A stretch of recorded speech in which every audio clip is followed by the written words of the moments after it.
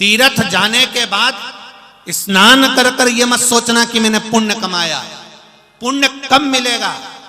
जब तीर्थ में पहुंचने के बाद आप कोई सत्कर्म करोगे, किसी भूखे को भोजन करा देना, या अपने द्वारा किसी को कष्ट मत दो। अगर भोजन भी नहीं करा सकते, पानी भी नहीं पिला सकते, तो अपने द्वारा किसी को कष्ट मत दो, किसी को कष्ट मत दो, करो अच्छा करो।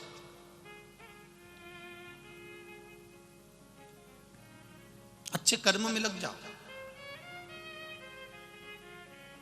मत बुरे कर्म कर बंदे वरना पछताएगा, भगवान की आंखों से तू बच नहीं पाएगा, तू बच नहीं पाएगा।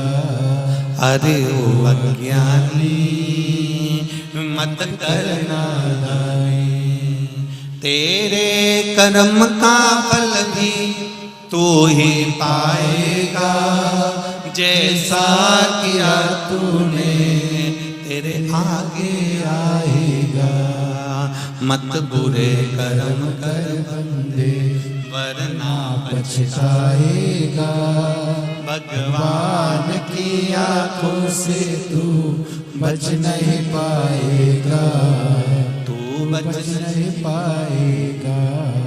भजन में लीन रहो, भक्ति में लीन रहो, स्मरण में लीन रहो।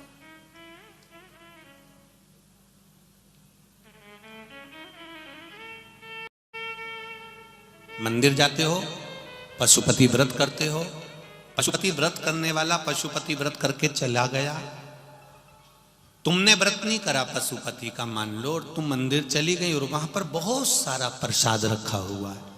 2 हिस्से तो मंदिर में रहते हैं ना, बहुत सारा पशुपति व्रत का प्रसाद रखा है। पुण्य कमाओ, उस प्रसाद को इकट्ठा कर लो, कोई गरीब बस्ती में जाकर, कोई साधारण कोई व्यक्ति भूखा हो उसको घर से दोने ले जाओ, कागज ले जाओ, उसमें वो प्रसाद इकट्ठा कर कर सबको बांट दो। वो भी तो पुण्य है, मंदिर में भी तो पड़ा रहेगा वो, मंदिर में भी तो रखा रहेगा वो। तुम्हारा पशुपति व्रत नहीं है तो तुम बांट सकती हो, तुम दे सकते हो। मंदिर में गई हो, कभी मौका मिल जाए, कभी ऐसा योग बन जाए कि मंदिर के अंदर, शिव मंदिर में दिया लगाने बहुत सारे आते हैं, माचिस भूल जाते हैं। बहुत छोटी सी चीज है माचिस, बहुत लोग आते हैं, कभी मौका मिल जाए। 1 रुपए की है क्या माचिस, 1 रुपए की। सबकी कीमत बढ़ी, बस उसी की नहीं बढ़ी,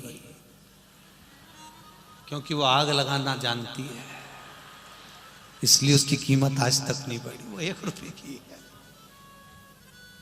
उसकी कीमत वहां भले नहीं बढ़ी हो, परंतु उसकी कीमत शिव मंदिर में बढ़ जाती है। जब कोई दिया लगाने आता है, माचिस नहीं ला पाता, तो 1 माचिस तुम छोड़कर आ जाओ, उस माचिस की पुण्याई देखना। दिया वो जलाएगा, खाते में तेरे जाएगा, वो चीज है। केवल 1 माचिस। अब इसका मतलब ये नहीं कि तुम सारे मंदिर में ढेर सारी माचिस पटक दिया, और ढेर भी पटक दो तो मतलब कुछ नहीं है, ऐसा काम ना करिएगा। है वैसे ही तो हमारे चक्कर में ढेर सारे परेशान हैं, और नहीं तो अभी तुम कोई और ये मत कह देना किसी और वाले महाराज ने कहा कि माचिस ही शंकर जी पे चढ़ा दो। लोग तो लोग अब कुछ का कुछ निकाल लें। अरे भाई, वहां पंडित जी को या किसी को कह दो ये माचिस रखिए, गुरुजी कोई को नहीं मिले तो ये यहाँ रख के जा रही हूं, ये दे दे।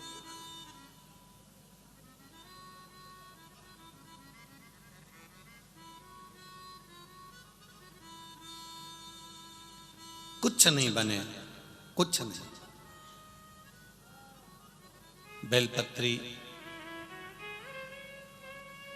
का जो भाव है, बहुत सारी बेलपत्री अगर पड़ी है, शिव जी पे चढ़ी हुई निर्माल्य रखी है, उसको ले आओ, छत पे ले जाके सुखा लो, सुखाकर उसको पीस कर उसका पाउडर बनाकर सबको देना चालू कर दो। हम कहेंगे बेलपत्री जो खा रहा है, किसी को नया नया व्यक्ति खाता है तो मुंह छार छार हो जाता है, उसको स्वाद नहीं आता कई बार भोजन का। हम उनसे कहेंगे अगर ऐसे नहीं खा सकते तो उसको सुखाकर पाउडर बनाकर थोड़ी सी मात्रा में लेना प्रारंभ करो। कुंदकेश्वर महादेव के नाम से तुम्हारी शुगर की गोलियां, इंसुलिन जो आप लेते हो इंजेक्शन, धीरे धीरे इस व्यासपीठ से कहते हैं कि वो इंजेक्शन लेना बंद हो जाएगा। शिव की बेलपत्र इतना काम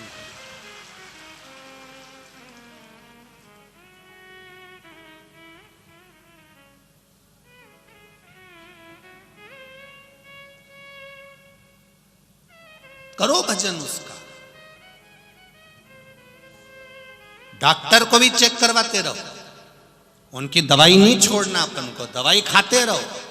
जब बेलपत्री अपना असर देना चालू कर दे फिर दवाइयां धीरे धीरे कम करें। कब तक खाओगे?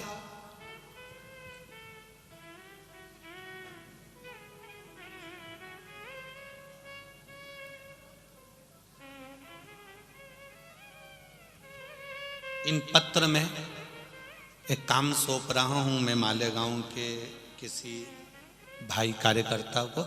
इस पत्र में जो नीचे रखे, इन पत्र में एक पत्र किसी सरकारी हॉस्पिटल की एक सिस्टर का पत्र है, शायद वो कहीं बैठी हो तो उनके स्मरण में होगा। उस पत्र में उस सिस्टर ने लिखा है कि गुरुजी, सरकारी हॉस्पिटल की है कि प्राइवेट हॉस्पिटल की, पर उस सिस्टर ने, अगर वो बैठी हो तो अवश्य खड़ी होना। उसने पत्र में लिखा है, आपने बताया था गुरुदेव, जब बच्चा जन्म लेता है मां के गर्भ से और रोता नहीं है, उसको धप मारा, चिमटा खोड़ा तो नहीं रोया, तो स्वधा स्वधा आपने कहा था एक बार कथा में, उसका स्मरण करना और बोलना। तो वो सिस्टर अगर बैठी होंगी तो वो खड़ी हो, उन्होंने पत्र में लिखा है, हो गई खड़ी, गया कहाँ है? अच्छा, दोनों हाथ हिला दो एक बार। श्री शिवाय नमस्तुभ्यम, श्री शिवाय नमस्तुभ्यम। अच्छा, आप मिल गई, पत्र ढूंढना नहीं पड़ेगा, धन्यवाद, बहुत बहुत धन्यवाद।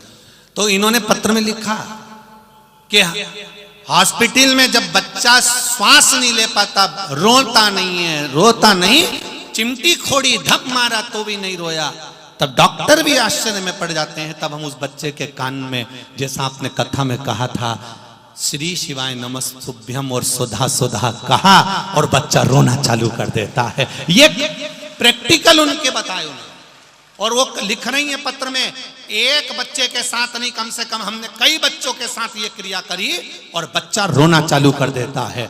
गुरुजी, उन बच्चों को प्राण महादेव दे देता है। ये शिव तत्व है, ये शंकर, ये करुणा सागर। बैठो बहन, श्री शिवाय नमस्तुभ्यम, हर हर महादेव, बैठो। ये शंभु है, ये त्रिकालदर्शी। अब भले पत्र मत ढूंढना, हमारी जीजी मिल गई हो, पत्र भले मत ढूंढो, अब तो सम्मत हो। ये प्रेम, ये करुणा, शंकर के प्रति आपका विश्वास, जितना शिव महापुराण की कथा सुन रहे हो उसमें भरोसा, उसमें विश्वास की मूलता है, उसमें दृढ़ता है, भरोसा।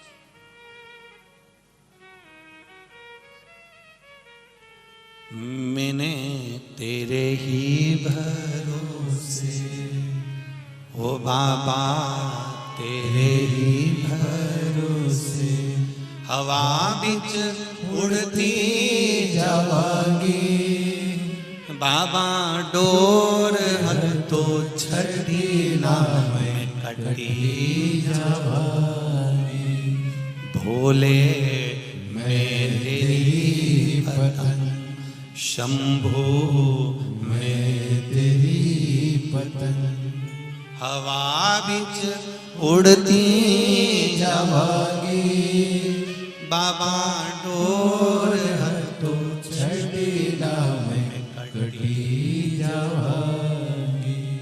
शिव कथा कह रही, भगवान शंकर का गुणगान कर रहा, भगवान शंकर का स्मरण कर रहा।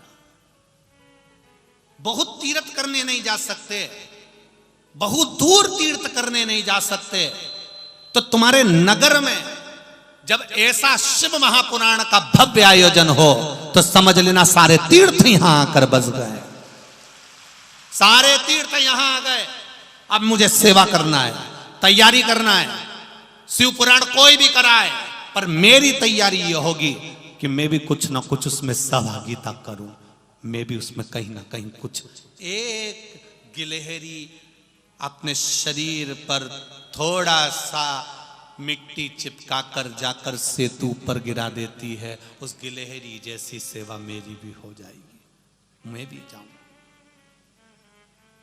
मैं भी पहुंचू।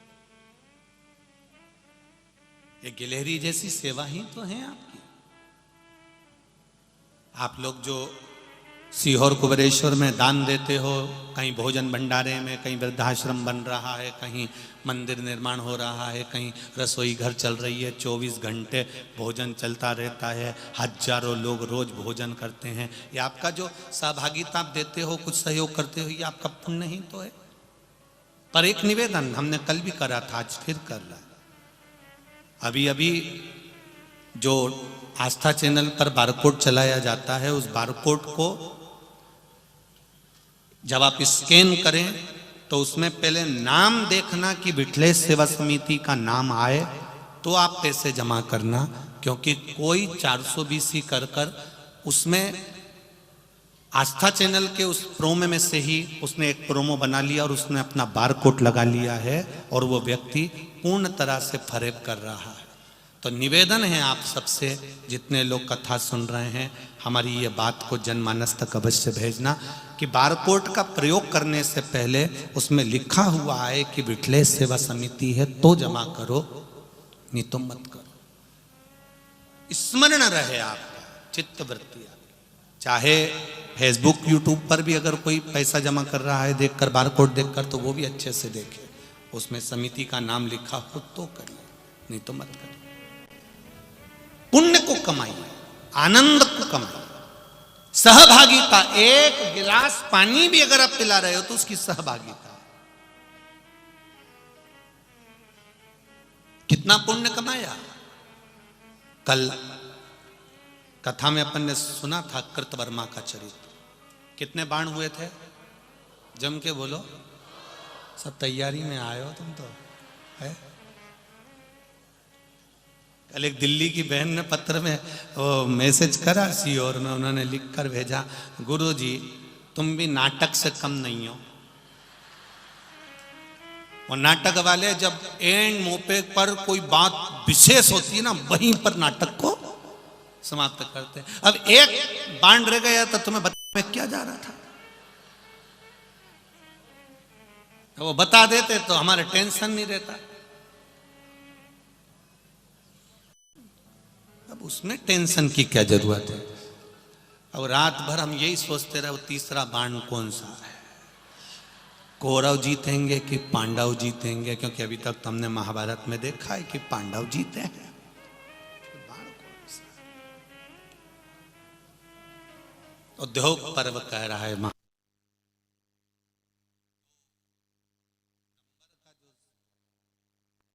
भगवान ने बाण लिया और वो अग्नि से सराबोर बाण भगवान कृष्ण ने अपना पूरा गजेंद्र मोक्ष का, द्रौपदी का चीर बढ़ाने का, और बहुत जो जो प्रहलाद, ध्रुव, नरसिंह सबका जो उद्धार किया है, उनका जितना पुण्य है भगवान कृष्ण ने दूसरे बाण में दे दिया, चलाया। और उधर से कृतवर्मा ने अपना पुण्य, अगर मैंने नीति से धन कमाया हो, ईमानदारी से कमाया हो, सत्कर्म का धन कमाया हो, मैंने कभी किसी का एक अन्न का दाना भी कहीं गलत ना खाया हो, तो मेरा ये बाण पुण्य लेकर जाए। और भगवान कृष्ण ने जो अर्जुन को बाण दिया था वो बाण पीछे खसक गया। कृतवर्मा का दूसरा बाण भी सम्मुख में विजेता की ओर था। भगवान कृष्ण के सामने अर्जुन ने कहा केवल आखिरी बाण बचा है, तीसरे नंबर का, लास्ट। अब मौका नहीं मिल सकता विजय प्राप्त करने का, आखिरी है, तीसरा है। और ये तीसरा जो बाण है भगवान कृष्ण कहते हैं अर्जुन घबरा मती, बिल्कुल मत घबरा। भगवान कृष्ण ने आखिरी बाण अर्जुन से कहा उठा, अग्नि शस्त्र फिर उठाया अर्जुन ने। भगवान कृष्ण ने उस बाण को लिया और भगवान कृष्ण ने कहा मैंने जितने अवतार धारण करे हैं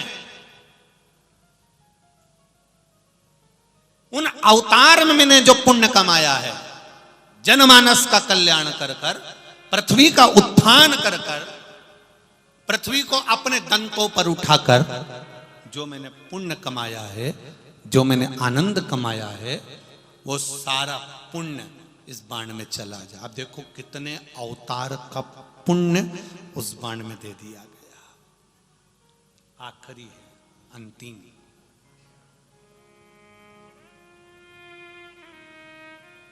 अंतिम बाण।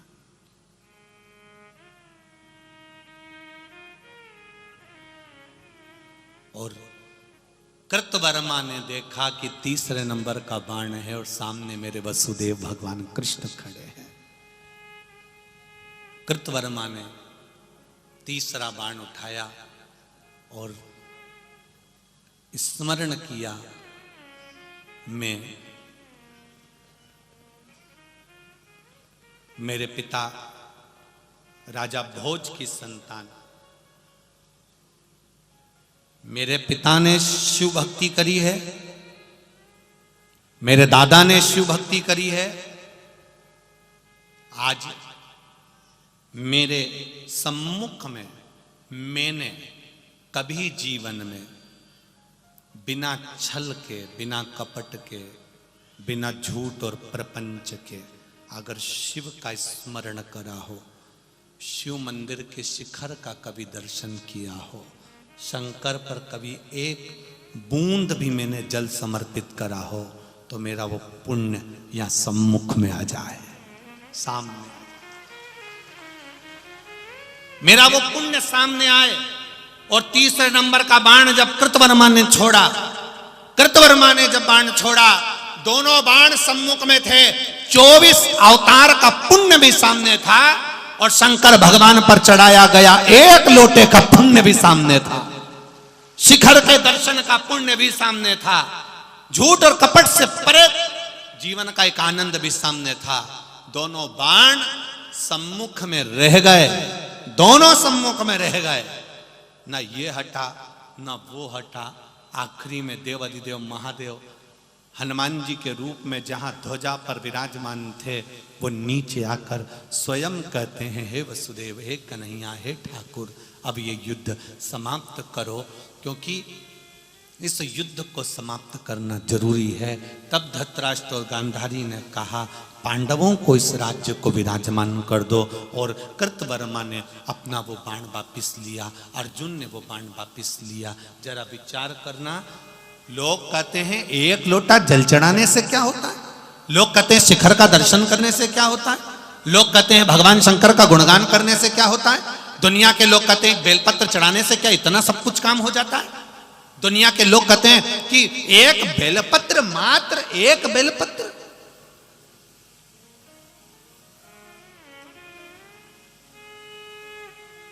केवल एक बेलपत्र, क्या शंकर भगवान का गुणगान इतना पवित्र है कि उसका फल इतना मिल जाता है? अरे भाई, उस बेलपत्र की महत्वता को तो समझो, उस जल की महत्वता को तो समझो, उस भगवान भोलेनाथ को चढ़ाए गए एक आनंद की महत्वता को तो समझो। जिस दिन आपने भगवान शिव की भक्ति की महत्वता को समझ गए, उस दिन जीवन का सारा सुख आपको प्राप्त हो जाएगा। सारा सुख मिली। पुण्य देखिए कितना प्रबल होता है, उस पुण्य का भाग देखिए कितना प्रबल होता है। मिला, प्राप्त हुआ, और सम्मुख दोनों हैं, सामने दोनों हैं, ये भी पुण्य प्रबल है और ये भी पुण्य प्रबल है। 24 अवतार में जो पुण्य का भाव दर्शाया गया, वो पुण्य का भाव यहां भी दर्शित किया गया। पृथ्वी का उत्थान करा मैंने, पृथ्वी का आहार तत्व उतारा मैंने, संपूर्ण विश्व का कल्याण करा मैंने, संपूर्ण जगत का उत्थान करा मैंने। अब वो पुण्य सामने, इसलिए बार बार कहते हैं कुछ अच्छा कर कर चलना इस जीवन से। ये परिवार के लिए, कुटुंब के लिए, नातों के लिए, रिश्तों के लिए, अपनों के लिए करा वो अलग बात है, पर कुछ दूसरों के लिए भी कर कर चलिए। सब मतलब के यार हमने देख लिया, झूठे नाते झूठे रिश्ते, झूठे नाते झूठे रिश्ते, झूठा है संसार हमने देख लिया। सब मतलब के यार हमने देख लिया, देख लिया संसार हमने देख लिया। महाराज, जितनों को अजमाओगे अपनों को कहीं ना कहीं धोखा खा जाओ, कहीं ना कहीं।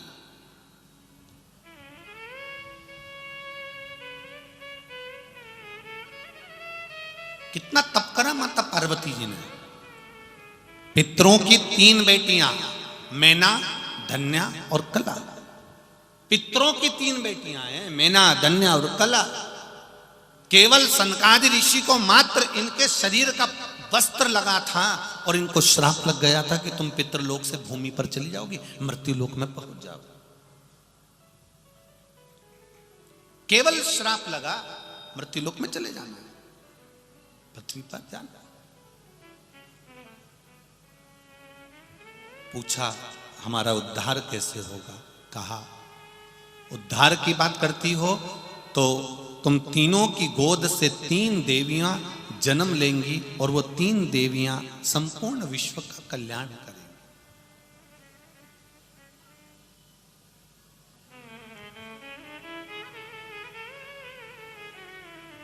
संपूर्ण विश्व का कल्याण।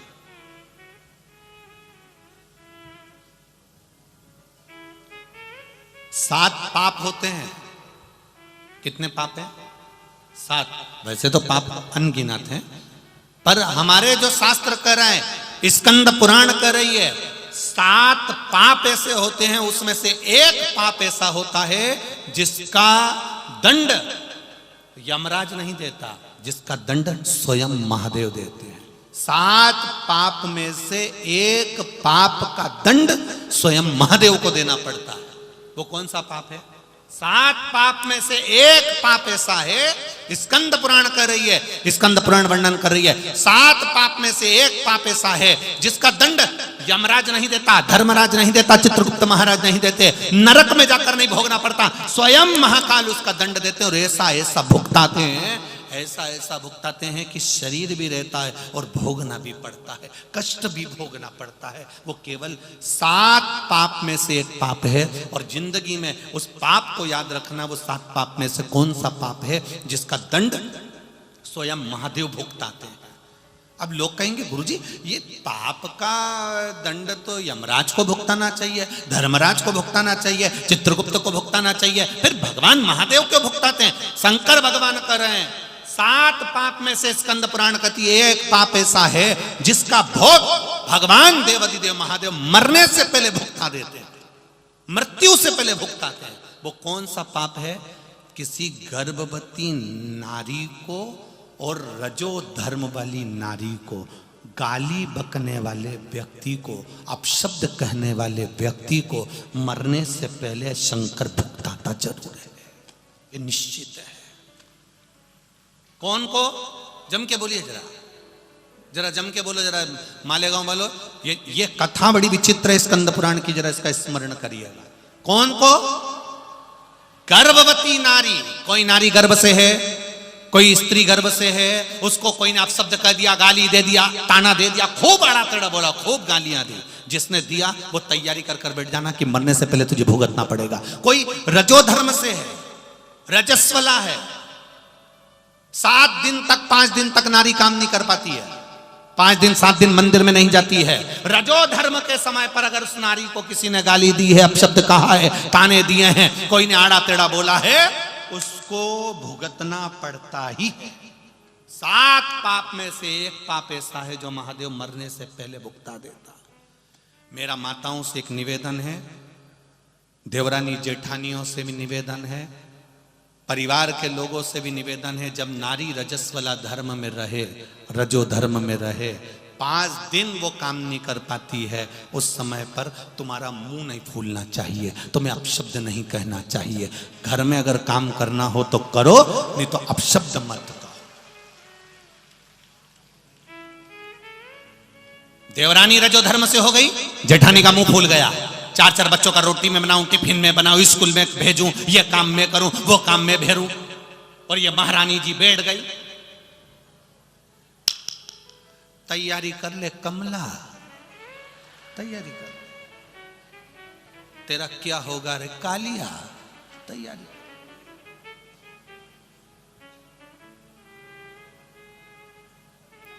ननंद रजो धर्म से हो गई, और ननंद बिचारी रसोई घर में नहीं जा सकती, और भाभी का मुंह भगोना हो रहा है, तो सुन ले री लीला, समाप्त तेरी लीला।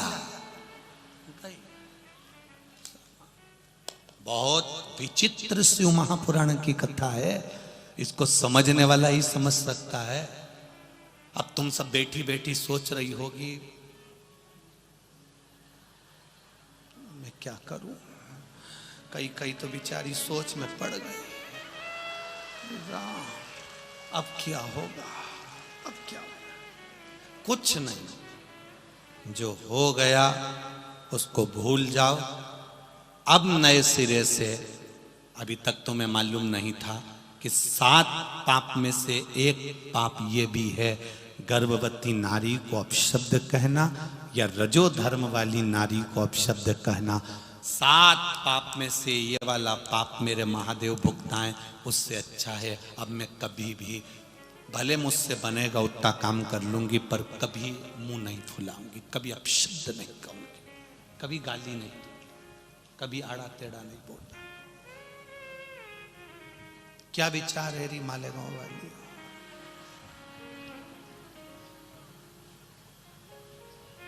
बोलो तो ठीक है, समझ में आ रही है ना? बस उस कथा को हमें समझना है, उस विचार को। 5 दिन 7 दिन नारी रजो धर्म में होती है तो उसको सही से भोजन भी नहीं प्राप्त हो पाता है। कई जगह पर तो इतना टेंशन हो जाता है। बोलो सही है कि गलत है? सही है ना? कई बार ऐसा होता है उसके साथ में कि उसको भोजन तक नहीं मिल पाता सही से। मेरा निवेदन, शिव महापुराण की कथा से हमको सीखना है, हम कहीं ये गलती तो नहीं कर रहे हैं, हम कहीं इस गलती में तो नहीं है।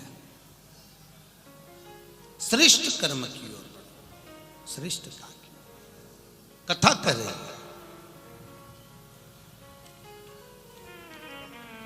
मैना धन्या कला से गलती हो गई, और हो जाए गलती उसको संवारो। गलती हो गई ना पूर्व में, जो हो गया उसको भूल जाओ, अब नए सिरे से अपने जीवन का आनंद लीजिए। हो गई गलती जो होना था, अब उसको सुधारने का प्रयास करें, सत्कर्म करने का प्रयास करें। महाराज शिव महापुराण की कथा कर रही है, भगवान शंकर का संवाद कर रहा है। दुनिया के लोग कहते हैं गुरुजी हमारी पड़ोसन इतना पाप करती है, हमारी पड़ोसन कभी मंदिर नहीं जाती है, हमारी पड़ोसन कभी भगवान का भजन नहीं करती, उसके बाद भी वो फल रही फूल रही खूब उन्नति कर रही है, और हम इतना भगवान को मानते हैं तो भी हमारे को दुख मिलता है, तो भी हमको तकलीफ मिलती है, तो भी हमको कष्ट मिलता है। शिव महापुराण की कथा कह रही है, भगवान शंकर का संवाद कह रहा है, शिव तत्व कह रहा है। वो सुख भोग रही है पूर्व के कर्म के अनुसार। जो पूर्व में उसने कर्म किया है, पूर्व में उसने जो भजन किया था, पूर्व में जो उसके बैंक का बैलेंस है पुण्य का, वो पुण्य के बैलेंस से वो भोग रही है, पूर्व के पुण्य से। आज के पुण्य से नहीं, आज के पुण्य का तो बाद में भोगेगी जब मालूम पड़ेगा उसको। आज के हिसाब से जब भोगेगी जब मालूम, पूर्व के पुण्य के अनुसार।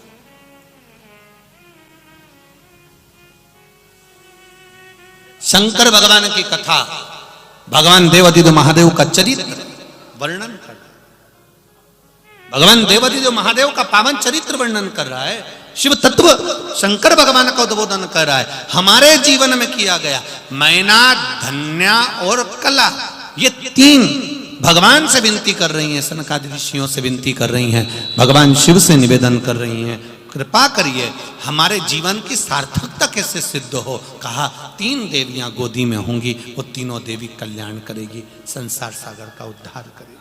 3 देवी, मैना, धन्या और कला।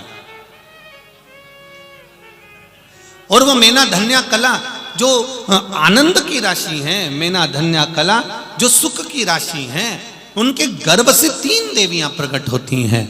और वो 3 देवियां एक मैना के गर्भ से माता पार्वती हैं,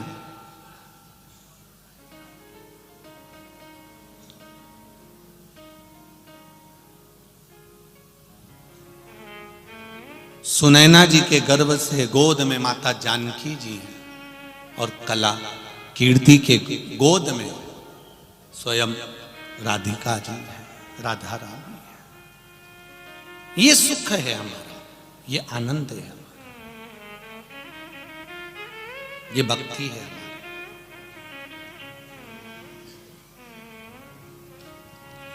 हमारे बीच में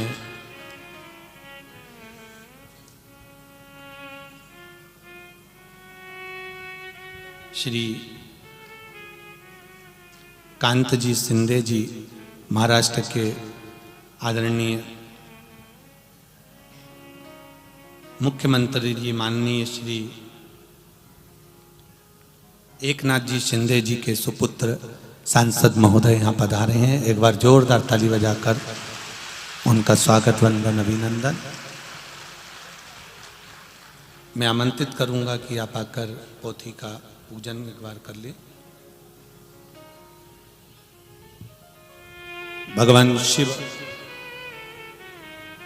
मैंने तेरे ही भरोसे, ओ बाबा तेरे ही भरोसे, हवा बिच उड़ती जावागी, बाबा डोर हटो छठी नाम में कटी जावागी, भोले मैं तेरी पतंग, शंभू मैं तेरी पतंग, श्री शिवाय नमस्तुभ्यं, श्री शिवाय नमस्तुभ्यं, श्री शिवाय नमस्तुभ्यं, श्री शिवाय नमस्तुभ्यं, श्री शिवाय नमस्तुभ्यं, श्री शिवाय नमस्तुभ्यं, श्री शिवाय नमस्तुभ्यं, श्री शिवाय नमस्तुभ्यं, श्री शिवाय नमस्तुभ्यं, श्री शिवाय नमस्तुभ्यं, श्री शिवाय नमस्तुभ्यं, श्री शिवाय नमस्तुभ्यं, श्री शिवाय नमस्तुभ्यं, श्री शिवाय नमस्तुभ्यं, श्री शिवाय नमस्तुभ्यं, श्री शिवाय नमस्तुभ्यं, शिवाय नमस्तुभ्यं, श्री शिवाय नमस्तुभ्यं, श्री शिवाय नमस्तुभ्यं, श्री शिवाय नमस्तुभ्यं, शिवाय नमस्तुभ्यं, श्री शिवाय नमस्तुभ्यं, श्री शिवाय नमस्तुभ्यं, श्री शिवाय नमस्तुभ्यं, श्री शिवाय नमस्तुभ्यं, श्री शिवाय नमस्तुभ्यं, श्री शिवाय नमस्तुभ्यं, श्री शिवाय नमस्तुभ्यं, श्री शिवाय नमस्तुभ्यं, श्री शिवाय नमस्तुभ्यं, श्री शिवाय शिवाय नमस्तुभ्यं श्री शिवाय नमस्तुभ्यं श्री शिवाय नमस्तुभ्यं श्री शिवाय नमस्तुभ्यं श्री शिवाय नमस्तुभ्यं श्री शिवाय नमस्तुभ्यं श्री शिवाय नमस्तुभ्यं श्री शिवाय नमस्तुभ्यं श्री शिवाय नमस्तुभ्यं श्री शिवाय नमस्तुभ्यं श्री शिवाय नमस्तुभ्यं श्री शिवाय नमस्तुभ्यं श्री शिवाय नमस्तुभ्यं श्री शिवाय नमस्तुभ्यं श्री शिवाय नमस्तुभ्यं श्री शिवाय नमस्तुभ्यं श्री शिवाय नमस्तुभ्यं श्री शिवाय हर हर महादेव। हमारे बीच में आदरणीय मुख्यमंत्री जी तो पधार नहीं पाए क्योंकि नागपुर में मीटिंग चल रही है। उनका भी आना निश्चित था, पर उन्हीं के सुपुत्र आदरणीय सांसद महोदय यहाँ पर श्रीकांत जी पधारे हुए हैं। एक बार जोरदार ताली बजाकर स्वागत।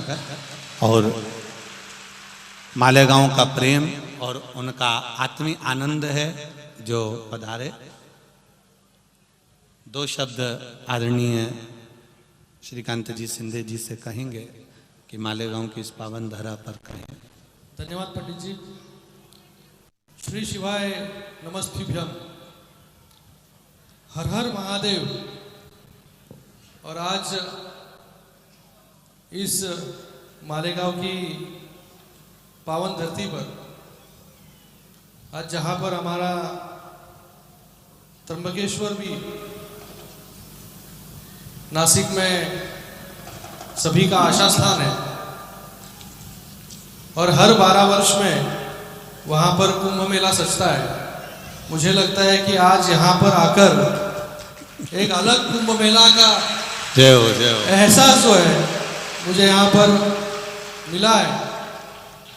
और पंडित जी, मैं हमेशा जो है आस्था चैनल पर आपकी वाणी जो है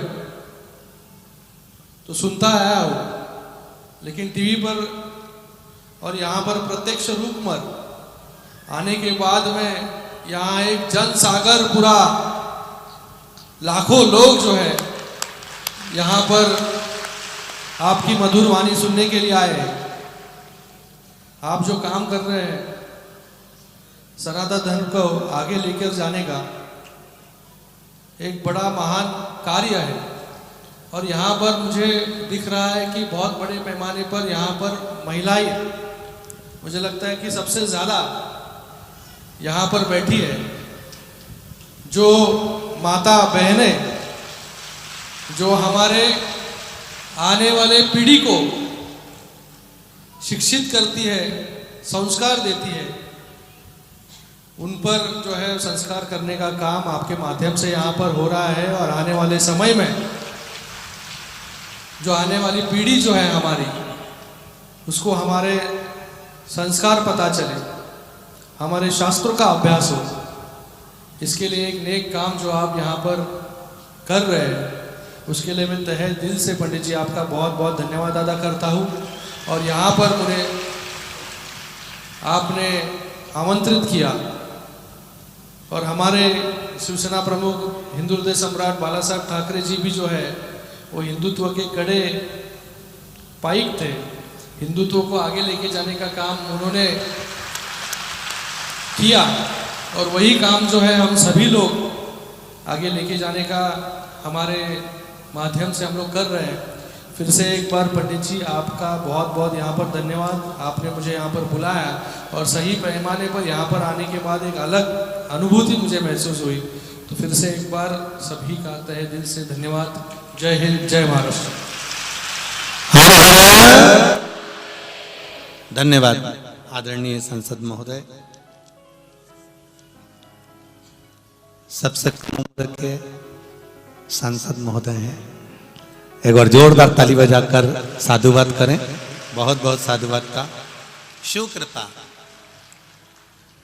आदरणीय मुख्यमंत्री जी श्री एकनाथ जी शिंदे जी का भी यहाँ पर आगमन होना था, परंतु नागपुर में मीटिंग होने के कारणवश आना नहीं हुआ, पर उनका आत्मीय प्रेम इसने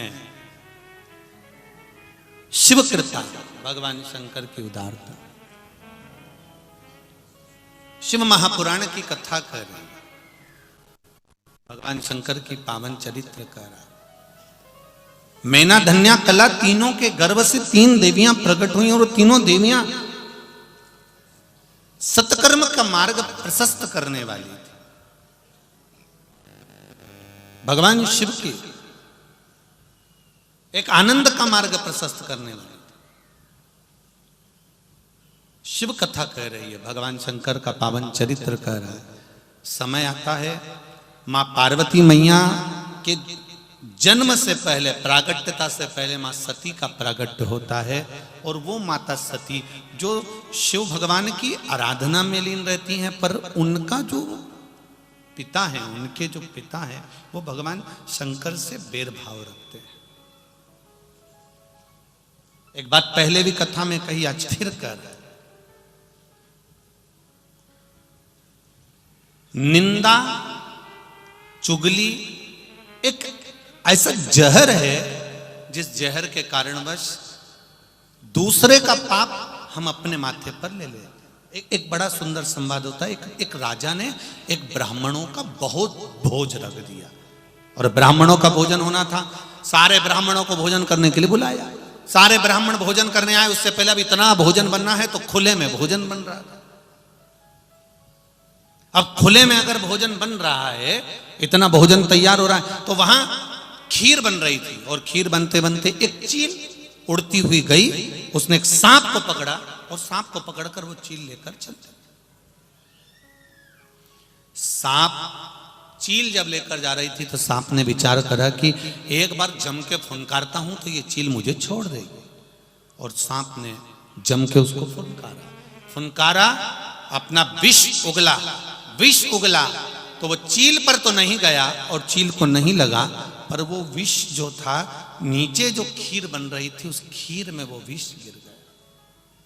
ध्यान देना जरा,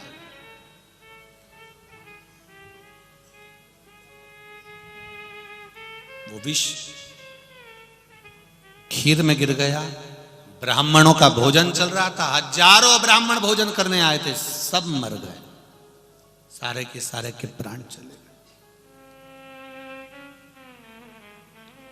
सब ब्राह्मण जब मारे गए, राजा बैठा हुआ विचार कर रहा है, ये कैसे हो गया, इतना विष कैसे आ गया?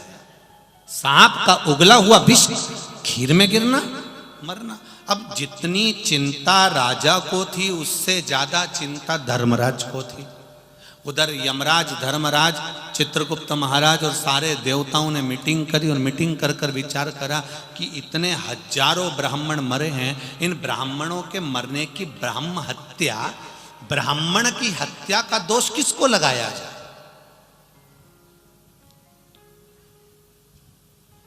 आपका क्या विचार है? जितने लोग बैठे हैं बोलो जरा, इतने ब्राह्मण मरे, उस ब्रह्म हत्या का दोष किसको लगाया जाए?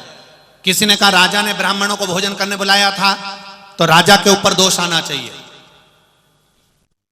दूसरा बोला नहीं नहीं नहीं नहीं, जिसने भोजन बनाया था दोष उस पे आना चाहिए। चित्रगुप्त महाराज बोले नहीं नहीं नहीं नहीं, एक काम करो, दोष चील को जाना चाहिए, वो सांप लेकर जा रही थी। इस ब्राह्मणों की हत्या का दोष किस पे लगा है? चौथा बोला नहीं, उस सांप को दोष देना चाहिए, कम से कम विष उगलना था तो नीचे तो देख लेना था। अब राजा को दें, भोजन बनाने वाले को दें, चील को दें कि सांप को दें, ब्राह्म हत्या का दोष, ब्राह्मणों की हत्या का दोष किसको दिया जाए? जब यह बात मीटिंग में फंस गई, कोई जवाब नहीं मिल रहा था, तब देवाधिदेव महादेव के पास में सबकी सब, धर्मराज, चित्रगुप्त महाराज, यमराज सब पहुंच गए। देवाधिदेव महादेव से कहा, भोलेनाथ जी कृपा करिए, कुछ एक परेशानी ज्यादा बड़ी आ गई है। शंकर भगवान ने कहा, ऐसी कौन सी बड़ी सी परेशानी आ गई जो तुम सब यहां मेरे पास में कैलाश धाम आ गए? इतनी बड़ी परेशानी है क्या? परेशानी ये आ गई है भोलेनाथ जी की, वो ब्राह्मण भोज रखा था राजा ने और उसमें सांप का जहर नीचे गिर गया, चील लेकर जा रही थी। तो ब्राह्मण हत्या का दोष किसके माथे पे मढ़ा जाए? किसके माथे पर सिग्नेचर होना चाहिए? किसके माथे पे मढ़ा जाए? राजा ने भोजन रखा था, उसके माथे पर ब्राह्मण हत्या आएगी? कि भोजन बनाने वाले के माथे पर ब्राह्मण हत्या आएगी? कि वो चील लेकर जा रही थी सांप को, उसके माथे पर ब्राह्मण हत्या आएगी? कि वो सांप जहर उगला उसके माथे पर ब्राह्मण हत्या आएगी? ये ब्राह्मण हत्या किसको दी जाए? शंकर भगवान बोले 3 दिन रुक जाओ, 3 दिन के बाद में इसका मैं उत्तर दे दूंगा। शिव जी ने 3 दिन रोक दिया, जैसे हम आपको 3 महीना रोकते हैं, ऐसे भोलेनाथ जी ने 3 दिन रोक दिया। और 3 दिन में भोलेनाथ जी ने जैसे ही रोका, इतने में राजा के महल के पास में कुछ संत ब्राह्मण आए और ब्राह्मण राजा के यहाँ जा रहे थे। इतने में एक स्त्री, एक नारी वहां से निकल कर जा रही थी। उसने पूछ लिया, बाबा जी कहाँ जा रहे हो? सारे संत ब्राह्मण बोले, हम राजा के यहाँ जा रहे हैं। जाओ जाओ जाओ, हमारे यहाँ का राजा ऐसा खोला, ब्राह्मणों को भोजन कराता और जहर मिलाकर खिलाकर मार देता। 3 दिन निकल गए, सारे के सारे देवता शंकर जी के पास पहुंचे। भोलेनाथ जी बताओ, ब्राह्मण हत्या का दोष किसके माथे मढ़े? शंकर भगवान ने कहा, जिसने राजा की बुराई करना चालू करी, पूरा की पूरा बोझ उसके माथे मढ़ दो सारा। अब बोलो मालेगांव वाले, क्या विचार है?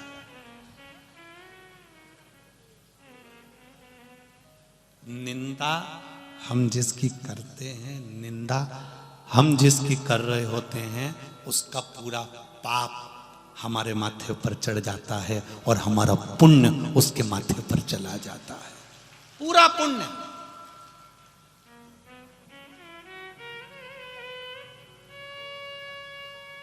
इसलिए बार बार आपसे कहते हैं, मत बुरे कर्म कर बंदे, वरना पछताएगा। भगवान की आंखों से तू बच नहीं पाएगा, तू बच नहीं पाएगा। अरे ओ अज्ञानी मत करना। अर्थात पुण्य को अगर रखना है, पुण्य को अर्जित करना है, पुण्य को अपने पास में रखना है, तो पहला नियम धारण कर लो कि हमें किसी की निंदा नहीं करना,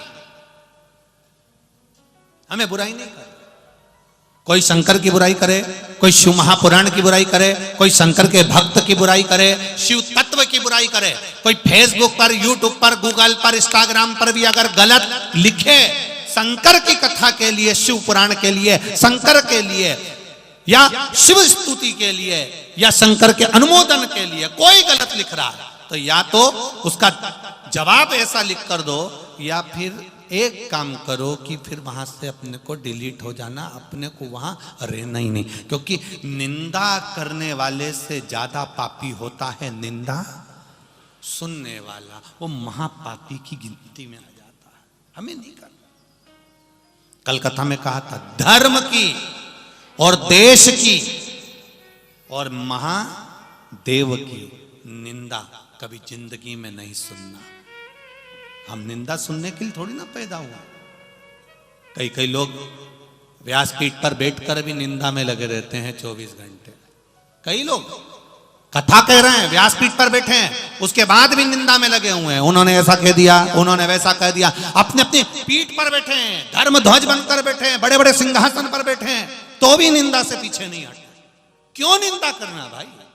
हमारा सनातन धर्म हमें अग्रण्य लेकर जाना है, हमारे सनातन धर्म को हमें आगे बढ़ाना है। अगर आज हम आगे बढ़कर निंदा करेंगे तो दुनिया के लोग भी उंगली उठाने के लिए तैयार खड़े मिलेंगे। इस निंदा से प्रणित होना, पीछे हटना। हमें तो केवल भगवान की जितनी भक्ति मिल जाए उतना सुख, उतना सुख। तेरे डमरू की धुन सुन के मैं काशी नगरी आई हूँ। तेरे डमरू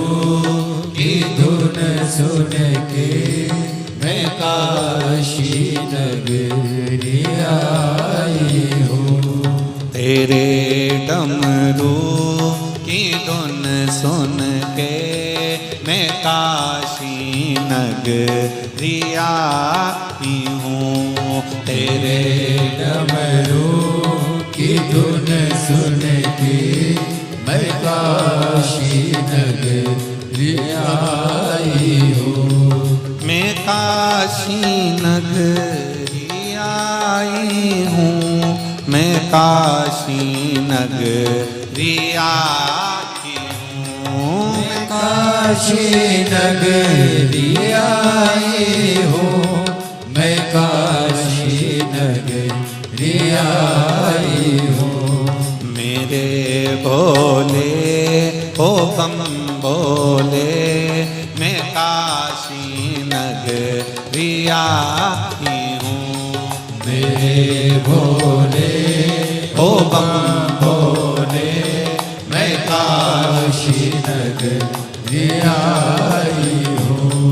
तेरे डमरू की धुन सुन के मैं काशी नगरी आई हूँ। तेरे डमरू की धुन सुन के मैं काशी नगरी आई हूँ। भाव से दोनों हाथों से बड़े प्रेम से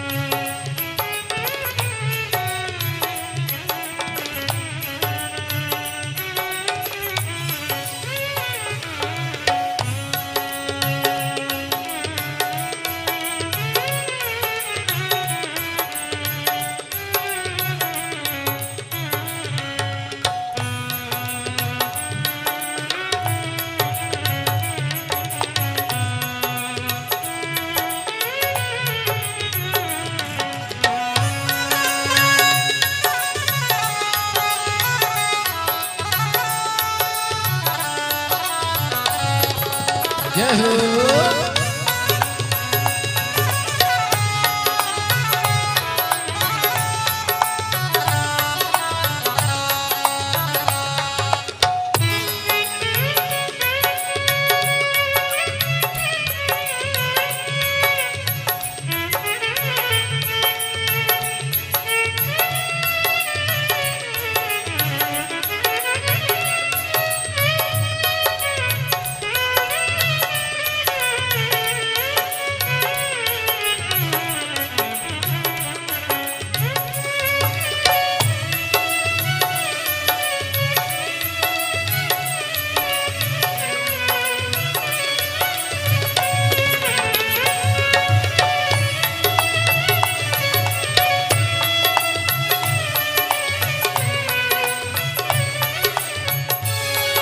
सुना है हमने ओ भोले तेरी काशी में गंगा है। सुना है हमने ओ भोले तेरी काशी में गंगा है। सुना है हमने ओ भोले तेरी काशी में गंगा है। सुना है हमने ओ भोले तेरी काशी में गंगा है। उसी गंगा में नहाने को मैं काशी नगरी आई हूँ। उसी गंगा को नहाने को मैं काशी नगरी आई हूँ। मेरे भोले ओ बम भोले मैं काशी नगरी आई हूँ। मेरे भोले ओ बम भोले मैं काशी नगरी आई हूँ।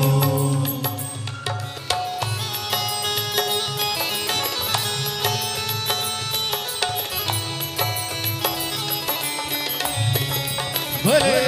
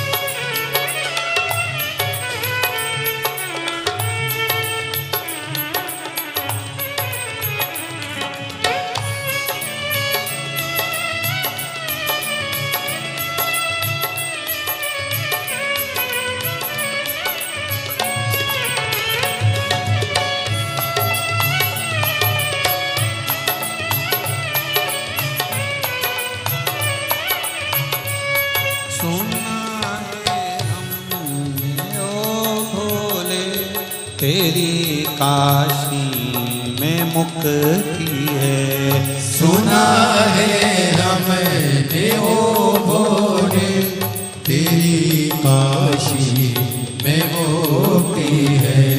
सुना है हमने ओ भोले तेरी काशी में मुक्ति है।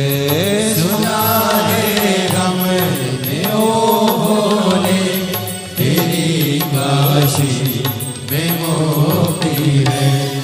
उसी मुक्ति को पाने को मैं काशी नगरी आई हूँ। उसी मुक्ति को पाने को मैं काशी नगरी आई हूँ। मेरे भोले ओ बम बोले मैं काशी नगरी आई हूँ। मेरे बोले ओ बम बोले मैं काशी नगरी आई हूँ।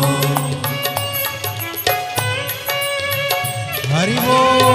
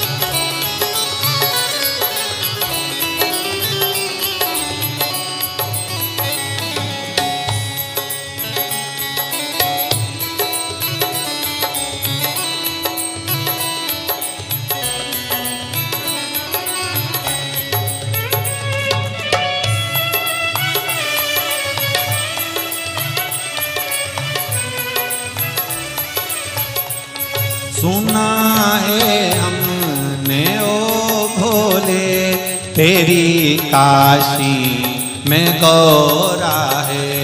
सुना है हमने ओ भोले तेरी काशी में गौरा है। सुना है हमने ओ भोले तेरी काशी में गौरा है।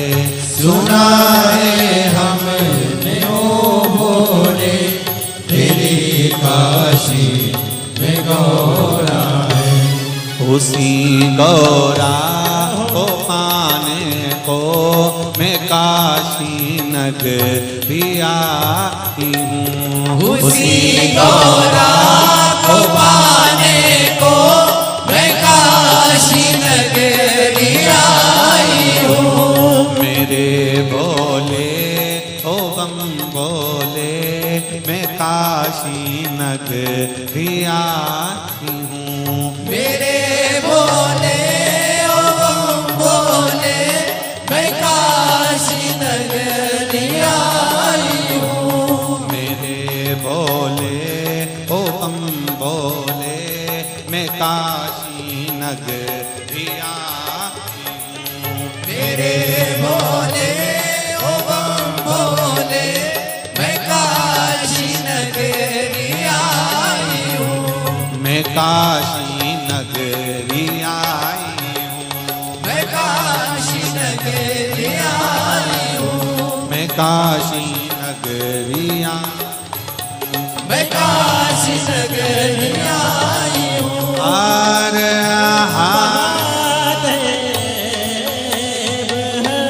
अपने स्थान पर बैठकर देव अधिदेव महादेव से प्रार्थना, हृदय से भाव से भगवान शंकर के मूल मंत्र का स्मरण करिएगा। भाव से,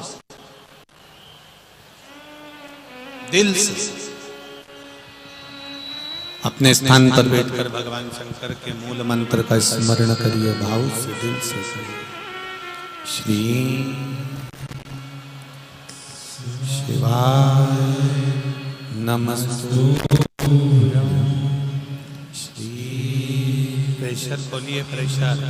श्री शिवाय नमस्तुभ्यं। श्री शिवाय नमस्तुभ्यं। श्री शिवाय नमस्तुभ्यं। श्री शिवाय नमस्तुभ्यं। श्री शिवाय नमस्तुभ्यं। भोला सब दुख काटो मारा, ओ भोला सब दुख काटो मारा। शिव शंकर जपो तेरी माला, भोले बाबा जपो तेरी माला। भोला सब दुख काटो मारा, ओ भोला सब दुख काटो मारा। वैश्य है मंगल मंगलकारी, वैश्य है मंगल मंगलकारी। शमशान वासी हमारा, शमशान वासी हमारा।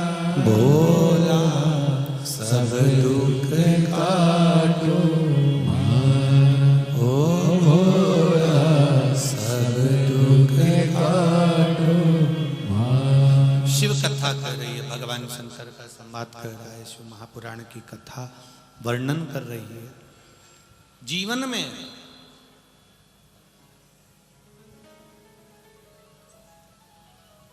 कभी मौका मिल जाए सत्कर्म करने का तो अवश्य करो। पिताजी के यहां पर यज्ञ में माता सती गईं, अपमान सहन नहीं कर पाई, क्रोध आ गया, क्रोध की अग्नि में जलकर भस्म हो गया। शिव महापुराण की कथा एक बात कहती है, अपने जीवन में जरूर उतारिएगा। जिस समय पर हमें क्रोध आ रहा है, उस क्रोध में कहीं हम हमारे पुण्य को छिन्न ना कर, हमारे पुण्य को हम समाप्त ना कर। कभी कभी शिव मंदिर में जल चढ़ाकर भी हम भगवान शंकर को जो जल चढ़ा कर आते हैं, जल वापिस पात्र में झेल कर लाते हैं, लाते हो थोड़ा सा पात्र में झेल कर लाते हैं, वो भी हमारे पुण्य को प्रबल कर देता है। वो जल भी हमारे पुण्य को प्रबल कर देता है। एक पत्र आया है, देखिए।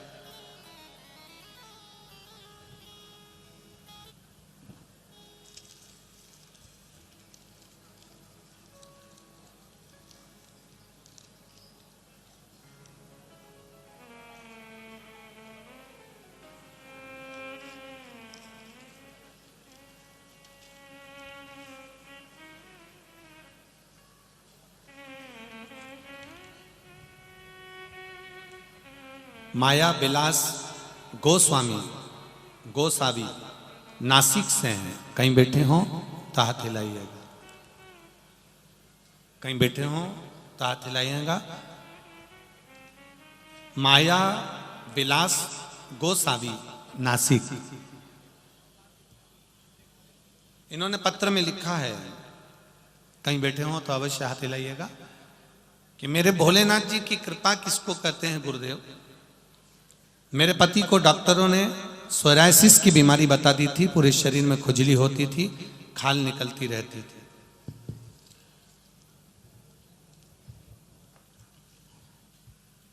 सोरायसिस की बीमारी बता दी, खुजली रहती, शरीर में से खराब चमड़ी निकलती रहती। डॉक्टर बड़े, सभी डॉक्टरों का इलाज करवाया पर कोई अंतर नहीं आया। नासिक, पूना, औरंगाबाद, मनमाड़, सभी हॉस्पिटल में दिखाया, फिर भी कोई इलाज नहीं हुआ। फिर आस्था चैनल पर कथा सुनी और पशुपतिनाथ का व्रत चालू करा।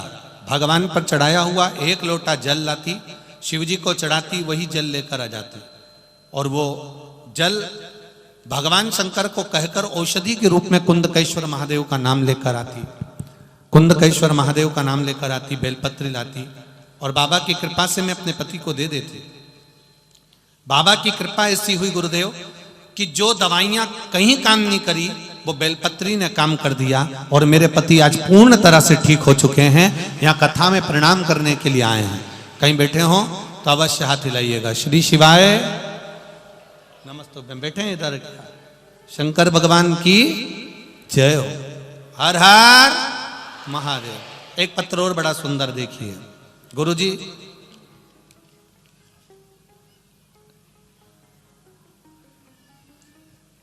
पत्र में नाम सुनीता सुषमा सोनबड़े धूलिया से हैं। कहीं बैठे हो तो हाथ हिलाइएगा। जहां कहीं भी बैठी हो हाथ अवश्य हिलाइएगा, कहीं बैठी हो तो। सुनीता सुभाष सोनबड़े, मुकाम पोस्ट जिला धूलिया। आपने पत्र में लिखा है, अच्छा पीछे हैं, हाँ दोनों हाथ ऐसे हिला दो बहन एक बार जी। श्री शिवाय नमस्तुभ्यम। भोले बाबा की कृपा का क्या बखान करूं गुरुदेव। गर्भाशय में गठान हो गई थी, उस गठान का चेकअप कराया गया तो कैंसर था। मेरा पूना में 6 में ONP हॉस्पिटल में ऑपरेशन किया, लेकिन कोई आराम नहीं मिला और वो कैंसर शरीर में रहा। महीने भर इलाज चलता रहा पर कोई उसमें अंतर नहीं आया गुरुदेव। गठान वैसी की वैसी ही रही, और फिर एक गठान का ऑपरेट होकर दूसरी गठान का वर्णन हुआ, वो गठान भी वैसी ही कैंसर की रही। ऑपरेशन कितने करवाते गुरुदेव, ऑपरेशन कराना पड़ेगा ये डॉक्टर फिर बोले, तब किसी ने कहा कि शंकर जी पे चढ़ा हुआ जल और बेलपत्री को खाना प्रारंभ करो। मैंने डॉक्टर की दवाई भी ली, शिव जी को समर्पित करी और मैं अपने घर आई। शिव जी पर चढ़ा हुआ 1 लोटा जल और जल बाबा की कृपा से मैंने लेना चालू करा। बाबा की ऐसी कृपा हुई गुरुदेव, भगवान की कृपा से, शिव की कृपा से जल चढ़ाया हुआ पीना चालू करा और बेलपत्र खाना चालू करी। आज की स्थिति में मेरा कैंसर समाप्त हो चुका है और मैं पूर्ण तरह से ठीक हूं। यह शिव तत्व है, यह शंकर अवघड़ी है। बैठिए बहन। श्री शिवाय नमस्तुभ्यम।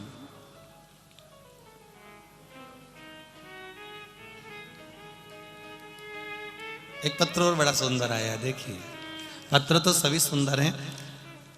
सो पुष्पा रविंद्र भदाड़े, महाराष्ट्र, जलगांव चोपड़ा से हैं। कहीं बैठे हो तो हाथ हिलाइएगा, कहीं पर बैठे हो तो हाथ अवश्य हिलाइएगा। सो पुष्पा रविंद्र जी भदाड़े, महाराष्ट्र, जलगांव चोपड़ा। भोले की कृपा का क्या बखान करूं, शब्द नहीं है। कथा में आप पत्र पढ़ते हैं, बहुत अच्छा लगता है। मैंने आपकी मंदोदरी शिव महापुराण की कथा मोबाइल पर सुनी।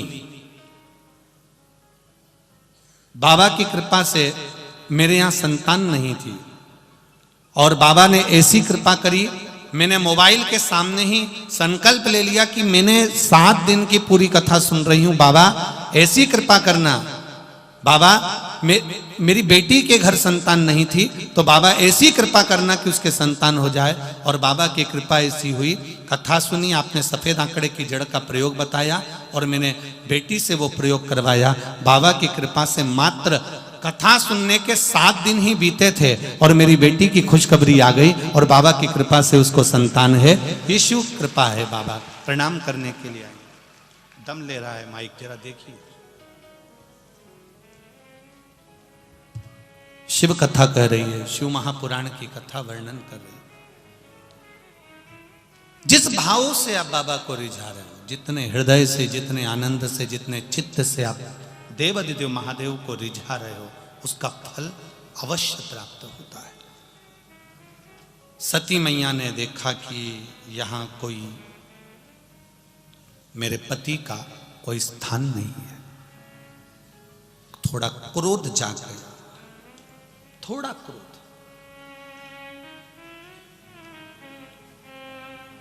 और वो क्रोध पीछे का जो पुण्य है उस पुण्य को समाप्त कर देता है।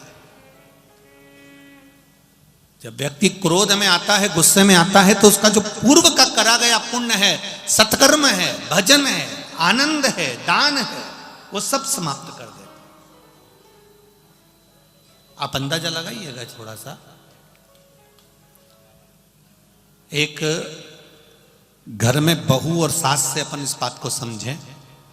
बहू बहुत अच्छा काम करती है, घर में सेवा करती है, संभाल लेती है, सब काम अच्छा करती है, सब अच्छे से सबको लेकर चलती है, सारा कार्य श्रेष्ठता में करती है। पर अगर किसी सास से पूछा जाए, साहब तुम्हारी बहू कैसी है? अरे गुरुजी बहुत बढ़िया, सारा घर लेकर चलती है, सबको आदर देती है, सबको सम्मान करती है, सबका सत्कार करती है, सब कुछ अच्छा है, बहुत बढ़िया है, हाँ बहुत अच्छी है, बहुत बढ़िया। पर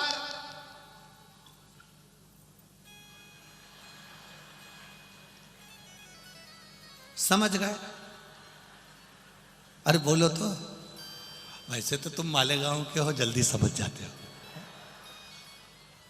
सेवा करती है, बहुत अच्छी करती है, काम करती है, बहुत अच्छा करती है, भोजन भी अच्छा बनाती है, सेवा भी अच्छा करती है, काम भी अच्छा करती है, सब कुछ अच्छा करती है। बस एक खराबी है, ये जो 2 तोले की है ना जीवान, बस ये गड़बड़ है। पूरा 20 दिन अच्छा करेगी और एक दिन ऐसा कर जाएगी गुरुजी, ऐसी बोले कि पूरा करा धरा पे। अपने को यह सास बहू के किस्से से समझना है कि पुण्य और पाप में अंतर क्या, जरा समझिएगा। सोमवार का व्रत करा, एकादशी का व्रत करा, मंगलवार का व्रत करा, बुधवार का व्रत करा, चतुर्थी का व्रत करा, तीज का व्रत करा, गंगा जी नहाने गई, गोदावरी नहाने गई, नर्मदा जी नहाने गई, पुण्यता कमाया। अब आई घर,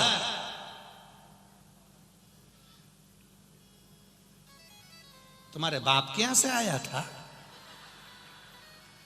जब देखो जब फेंके जा रही, अब गर्जी।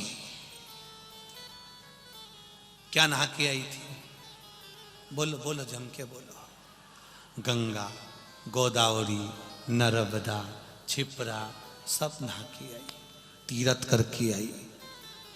देखो कथा में आप लोग आए हो, और कथा में से जब घर जाओ और घर जाकर पति को प्रणाम करो, बच्चों से अच्छा व्यवहार करो, जेठ जेठानी से अच्छा व्यवहार करो, नाते रिश्तेदारों से, देवरानी बहू ननन सबसे अच्छा व्यवहार करो, तो जितने लोग घर पे कथा सुन रहे होंगे ना, और तुम यहां से कथा सुनकर जाओगी ना, वो सबसे ज्यादा खुश होंगे।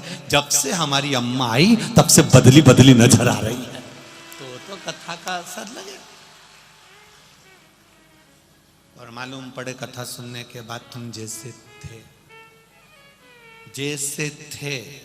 वैसे की वैसे ही, यहां से जाते से ही तेरे से बनता नहीं कि चाय बना के रख लेती, बस जो गर्जना चालू हुई तो बहू भी कहेगी सुनते सुनते तो जिंदगी निकल गई, फायदा कौन सा हुआ। कथा में गई थी, पानी का पाउच लेके आ गई, कथा क्या सुना बता, सुना क्या। ऐसे हो जाता है, एक पति पत्नी के साथ घूम रहा था गार्डन में, और गार्डन में इतने में सामने से कुत्ता आ गया, कुत्ता भयंकर आया। अब पत्नी आगे थी, पति पीछे था, पति को लगा ये पत्नी को खा जाएगा। पत्नी का हाथ पति ने पकड़ा, थोड़ा कुत्ते से पत्नी को पीछे करा, कुत्ता और आगे आया, पत्नी का हाथ पकड़कर पति ने और पीछे करा, पति ने जैसी पत्नी का हाथ पकड़कर पीछे करा, कुत्ता और आगे आया, पति घबराया, पति को लगा मेरी पत्नी को काट खाएगा तो बच्चों का टिफिन कौन बनाएगा, मैं जाऊंगा ऑफिस, काम कौन करेगा, अगर इसको खा गया तो टेंशन हो जाएगा, कुत्ता मुझे खा जाए चल जाएगा। इतने में पति ने सोचा कुत्ता लपक रहा, जैसे कुत्ता लपक कर आया, पति ने पत्नी को गोदी में उठा लिया, जो गोदी में उठाया कुत्ता भाग गया। अब कुत्ता भाग गया, पत्नी को क्रोध आ गया, नीचे उतारते से पत्नी बोली तुम्हारे जैसा आदमी नहीं देखा मैंने जिंदगी में, दुनिया के लोग कुत्ते को भगाने के लिए पत्थर उठाते, तुमने मुझे उठा लिया।